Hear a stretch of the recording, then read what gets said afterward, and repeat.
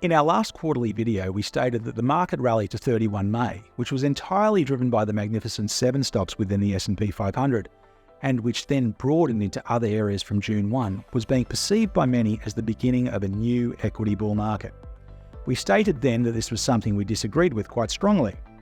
So far, this prediction has proven true, and whilst it's still too early to confirm if this is really the case, it's moving in the direction we felt it would, and our defensive positioning served us well during the third quarter and also during the month of October. Now, we can't talk about the current landscape without describing the concept of duration or interest rate sensitivity. We see duration in lots of asset classes, not just bonds. Real estate and infrastructure assets also have duration sensitivity, as do highly priced equities or growth equities. Such equities are typically trading at a higher price because the market is favourably valuing their future cash flow prospects much further out into the future, i.e. for a long duration. However, if rates go up, those future cash flows are worth less in a relative sense, making these growth businesses worth less in today's dollars, and prices should adjust accordingly. From January 23rd to July 1, we saw a strange divergence in the US market.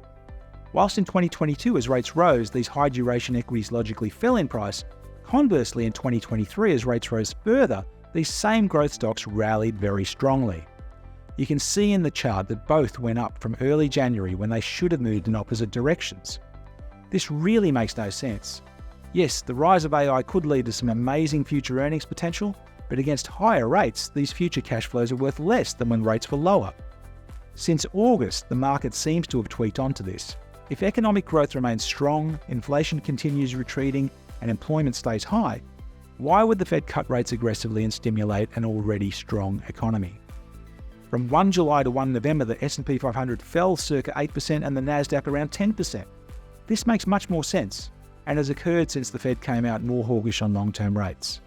After all, if economic conditions remain strong, they're unlikely to be cutting rates in any meaningful way for some time. At Innova, we think rates won't be cut unless the economy breaks or the stock market breaks. But if either of those things don't occur, why would the Fed risk stoking a second wave of inflation just because rates are higher than they were in 2021?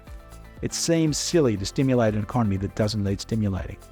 And though political protocol doesn't allow them to comment upon or reference this, the Fed officials would be acutely aware that there are currently two hot wars going on in Europe and the Middle East, and that wars by their very nature are always inflationary. So this would also likely be factored into the Fed's actions from here.